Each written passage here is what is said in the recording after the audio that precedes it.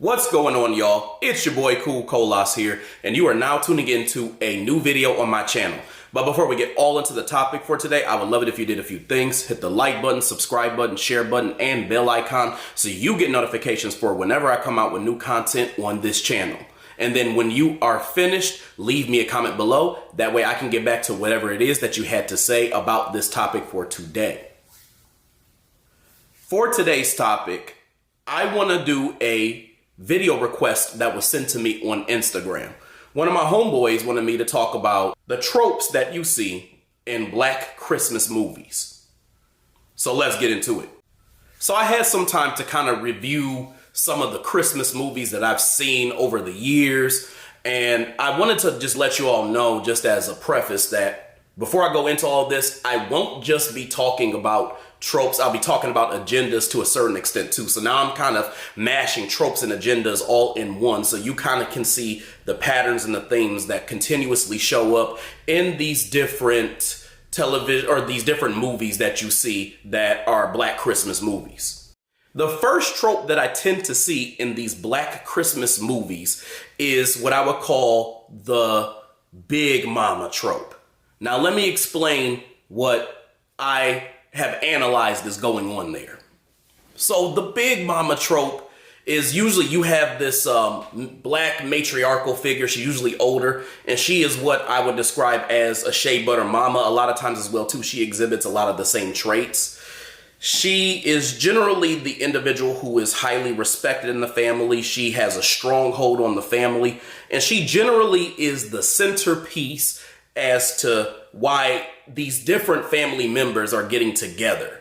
And so they tend to have this character, and she's usually, if I had to peg her age, maybe between her 50s and like maybe her 70s, right?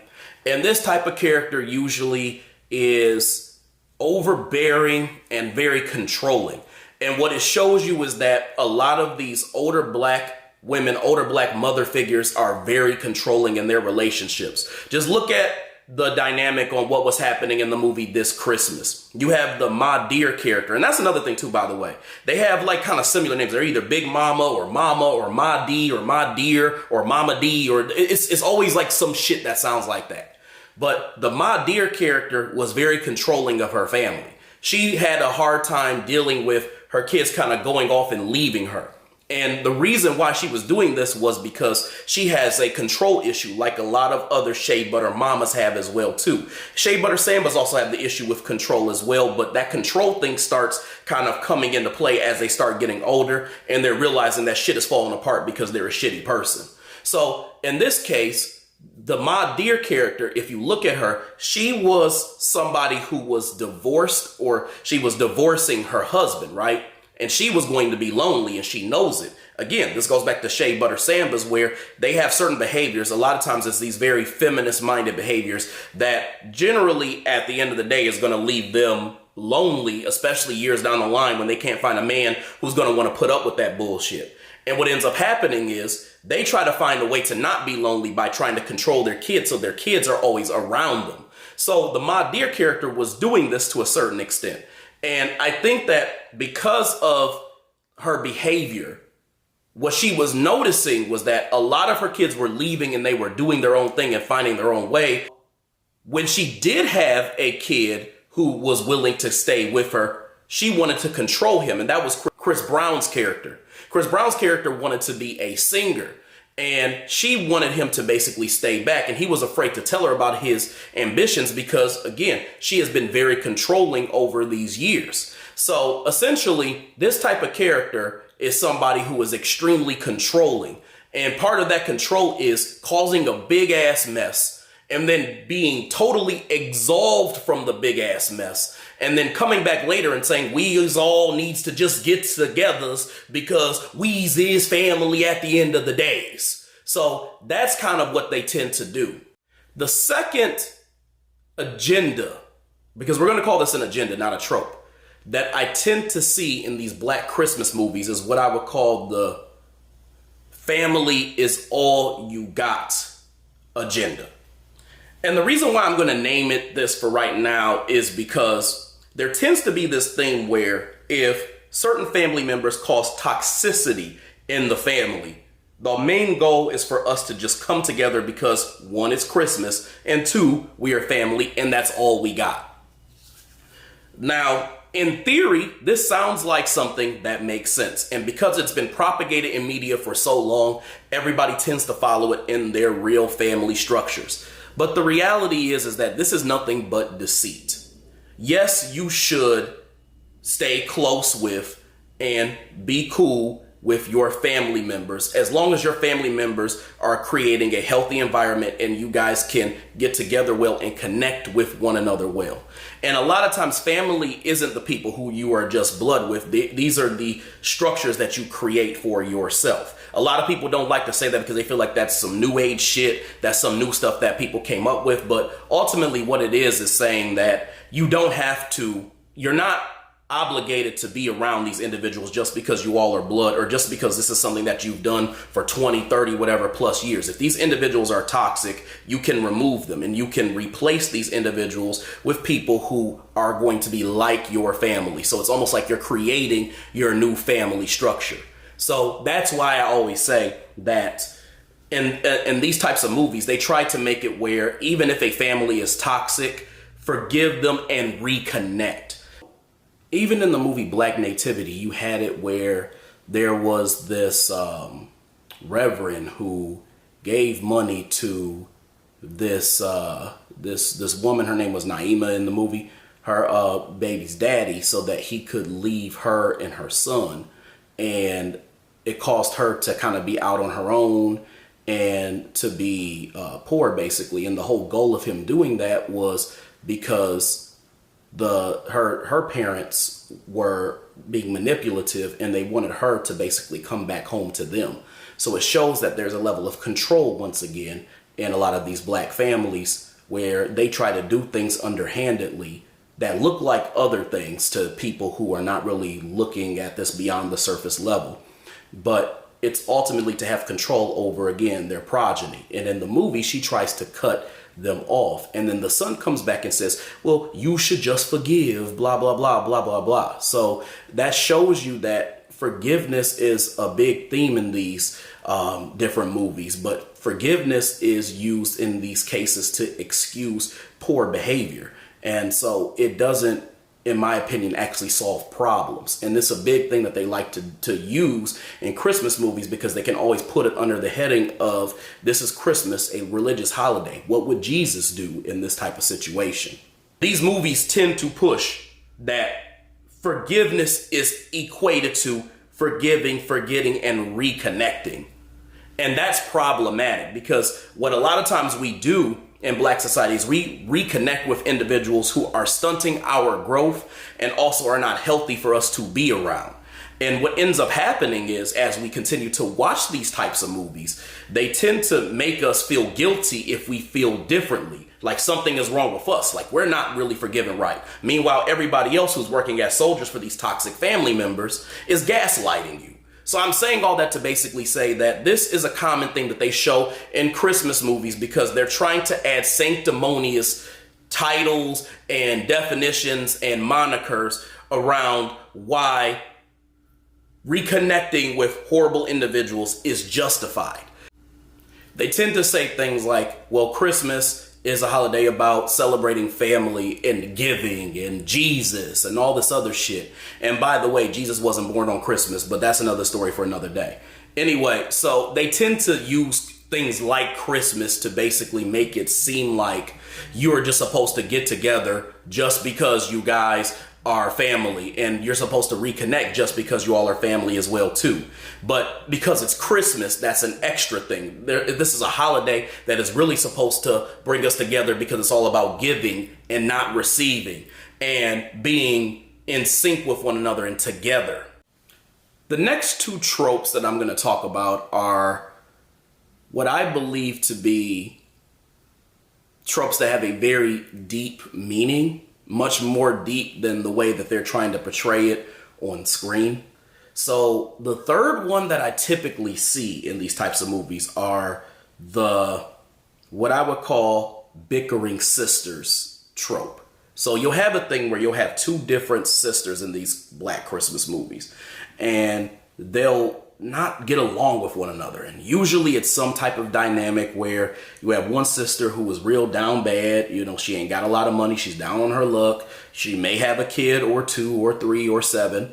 And she has a kind of regular bullshit ass job. And as a result, she is kind of resentful about this life. And then you have this other sister who is either big money, or she has some type of cool corporate lawyer job, or she went to some really dope ass school. And then you can see these in movies like Almost Christmas, and then in This Christmas, they tend to portray tropes like this, where you have these two sisters and they just don't get along for whatever reason. Either one sister has resentment towards the other, or a sister is snooty towards the other sister, or whatever the case may be.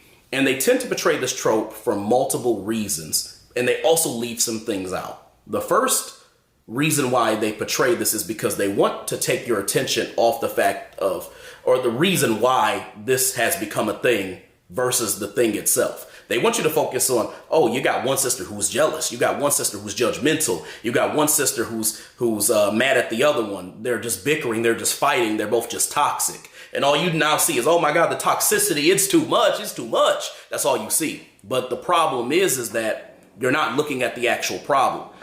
Usually, the reason why these sisters have disparities is because either their parents didn't really set them up to be in a position where they both can be successful, or there was some favoritism. They favored one over the other. They didn't invest in them the same, or they didn't invest in either one of them, and they both found different avenues that work for them. Now, I'm not counting in, obviously, other factors that may have contributed to this, such as their own life choices and things like that. But generally, a lot of that comes from the fact that there's a certain amount of wealth that these black families have, and they don't distribute it to the kids or set them up to be in a position where they are able to mutually be successful, which then causes infighting between these two sisters or these two siblings or whoever the case may be. Because you always have that where they make this narrative where these sisters are basically in competition with one another because of where they end up at.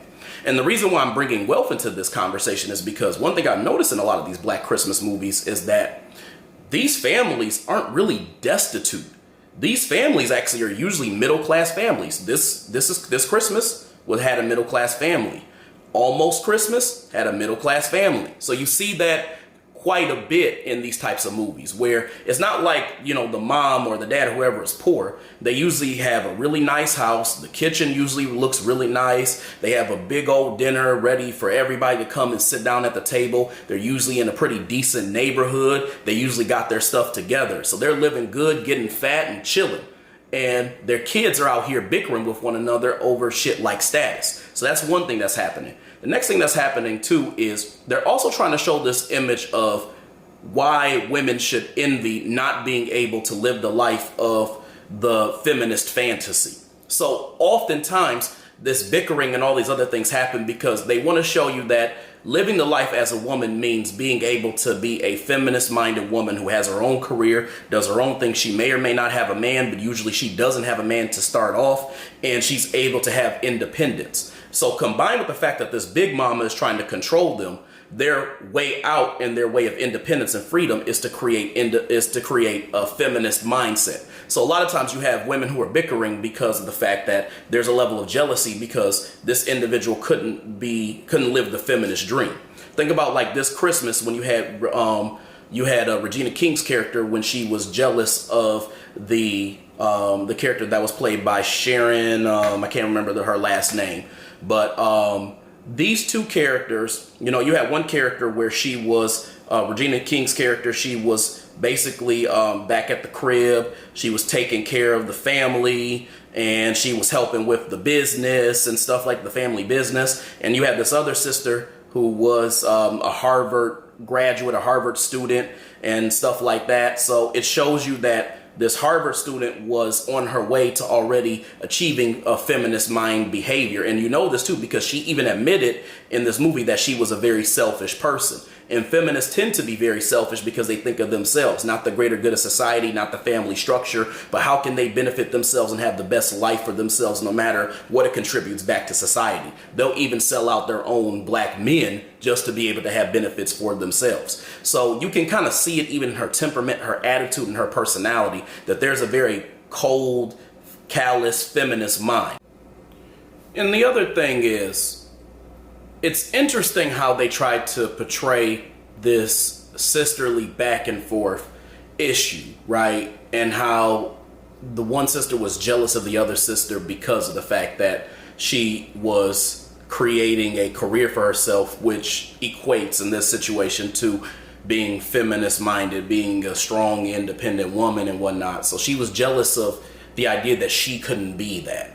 It's interesting because she was working for the family business, which if you look at a lot of us who are black people who care about black empowerment, we would love to be able to have a family business, something that we can contribute to, something that we can own at one point for ourselves, something that we can pass down to our kids and whatnot and create wealth based off of that. And she is jealous off of the idea that she can't be a feminist, somebody who's independent and selfish, cold, unfeeling, really hates men for real, like really doesn't really like men for real. And her sister embodies that image. So that's the reason why she kept spitting a lot of venom at her. Now the movie was trying to make it seem like she was just jealous just because she made a lot of shitty choices and, you know, in her relationship and her life and things like that, and that's why she ended up where she did, and her sister didn't have attachments, and that's why she's where she was at. But it's much beyond that.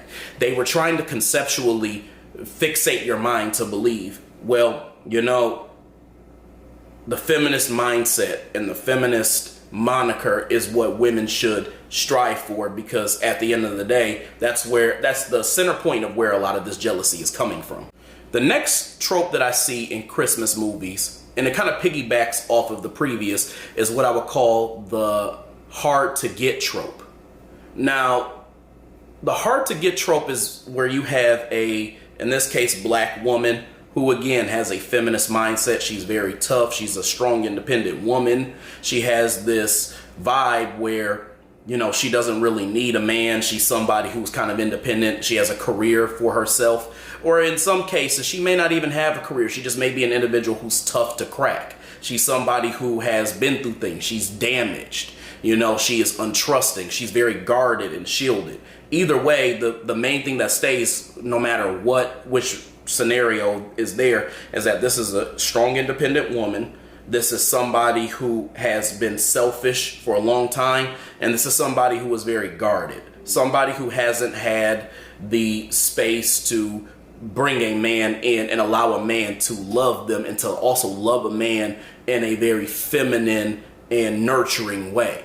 So I'm saying all this to basically say they portray this trope where they have this type of woman and she is approached by some type of man who is very open, very warm. You know, his game is real crisp, you know, that type of thing. He really has his shit together, or at least he's portraying to her that he has his shit together. And usually he's a generally nice guy, but he's very smooth. You know, he's very slick. You know, he's basically like the dream dude, the dude who a lot of chicks would basically love to have. So what they're doing a few things with this type of trope. What they're basically showing is that they're conditioning a lot of women to believe that, yes, you've decided to be selfish. Yes, you've decided to choose a career. Yes, you've decided that you're strong and independent and you don't need anybody, but you can still have that man and everything else that you already have.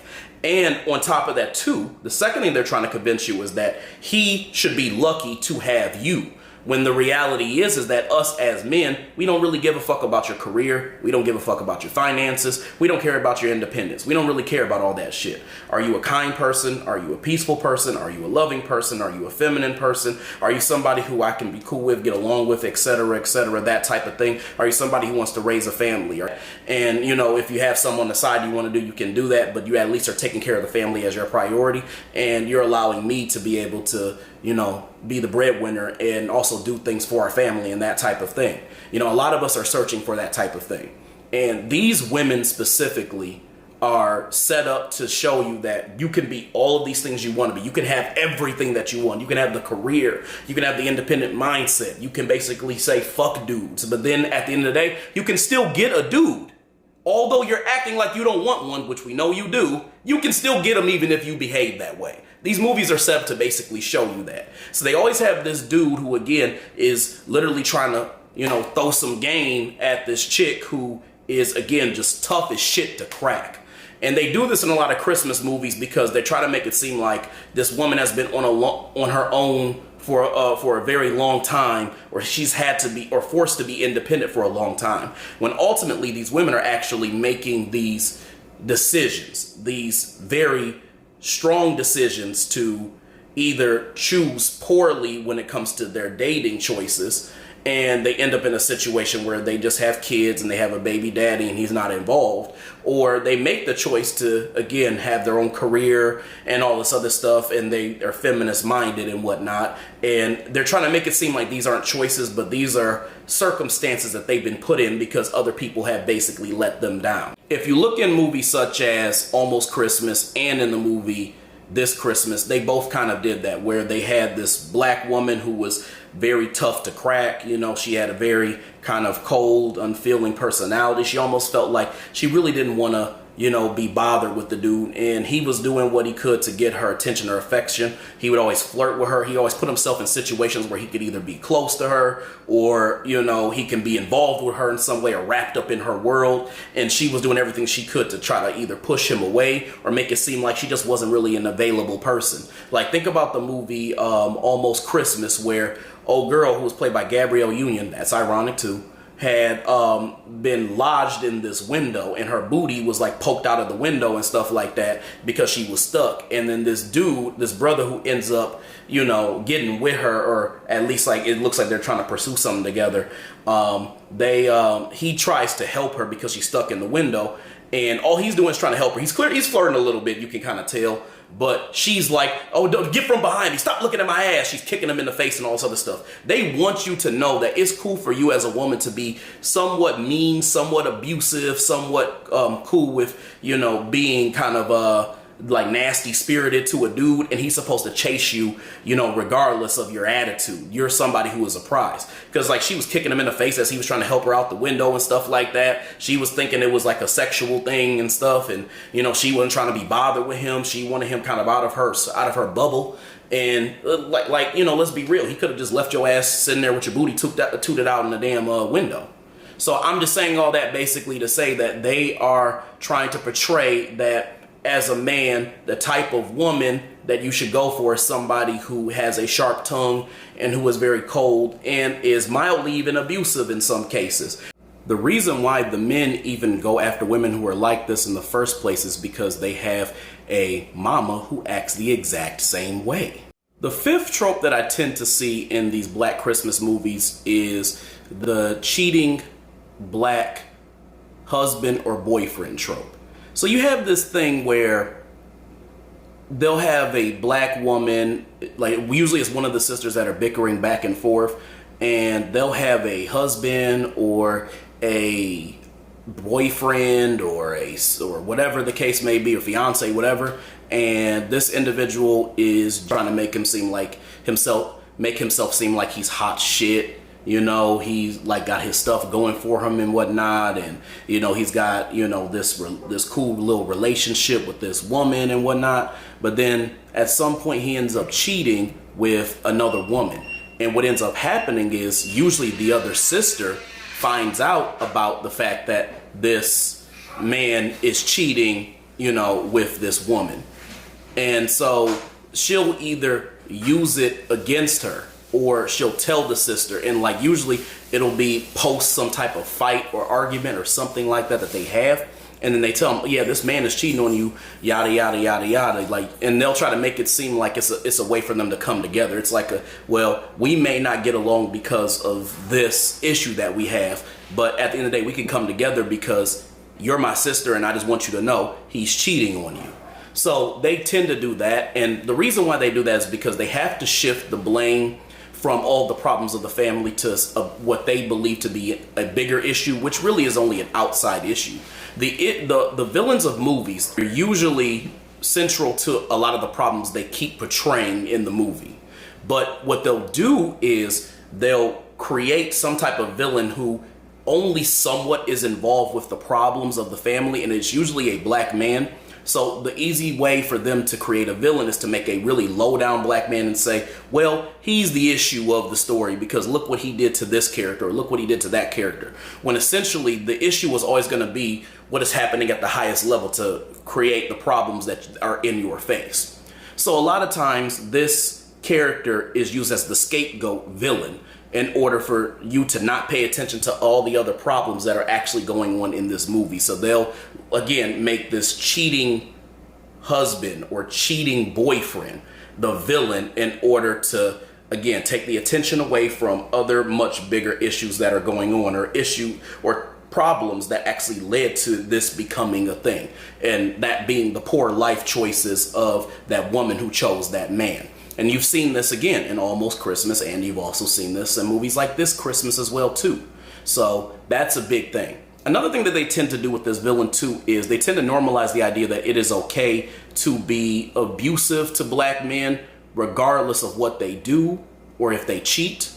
Or it also tries to normalize the idea that if a black man cheats on you, you have the right to do whatever you want at that point. That's why they'll have women and they'll pull out shotguns and they'll be shooting at the dude. Or in the case of the Regina King character, she put baby oil all over the floor and she was whipping the man with a belt and stuff like that. Imagine if a woman cheated. Imagine if she cheated and a dude found out and he put baby oil all on the floor before she was about to go to the bathtub, and he took out a belt and he just started whipping her with it.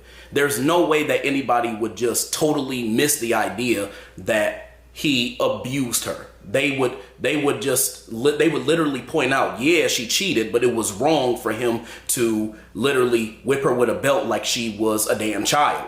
But in the case of movies like This Christmas, most people are looking at this and saying, yeah, get him, girl, yeah, get him. So you see the dynamic and the difference and the hypocrisy when this kind of, comes about. So it's a way to normalize for women to basically be as abusive or to be as reckless as they want to just because someone cheated on them. And also, too, it doesn't even factor the idea of looking at why the cheating happened and what were the problems before that. The last trope, and this is the one that is the most important because it is the most frequent across every Black Christmas movie that I see, is the swirling trope. This happens in so many Black Christmas movies, it's not even funny. I mean, I've seen this in Best Man Holiday. I've seen this in This Christmas. I've seen this in that one movie. It was a Tyler Perry movie with Medea, where it had Tinker Sumter and it had like this other white boy, and they were living like in the middle of nowhere. But point I'm trying to make though is that they tend to do this thing in these Christmas movies where they have it where it's either a black man or black woman, they've changed it up, brings home a significant other who is white, and they see how the family reacts. They do this because they're trying to normalize this idea that it's okay to date interracially, and we as a black community are the problem for not accepting it.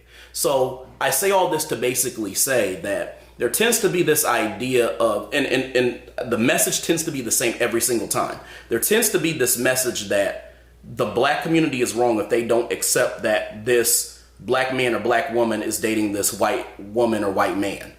And they do this so frequently to the point where they make it where they create other black villains based off of their negative reactions of that relationship. So they tend to portray this quite a bit where, again, the brother brings home a Becky to dinner and stuff like that, and she's either not welcomed by some family member or somebody tries to push up on her like in This Christmas, or it's a thing of they're already sensitive because everybody's always making comments about their relationship. Or you have this sister who, the mama is like low-key, upset that she chose to marry a white dude or or is in a relationship with a white dude or whatever the case may be. So they have this thing where they love to push this swirling agenda where every single single Black Christmas movie, they insert a white person there, and that's all of a sudden the new boo of whoever it is that is in the relationship with that person. All right, y'all, that's all I got for today. I'll definitely have more to come in the future with these topics, so make sure that you stay tuned. Other than that, I'll talk to y'all later. Peace.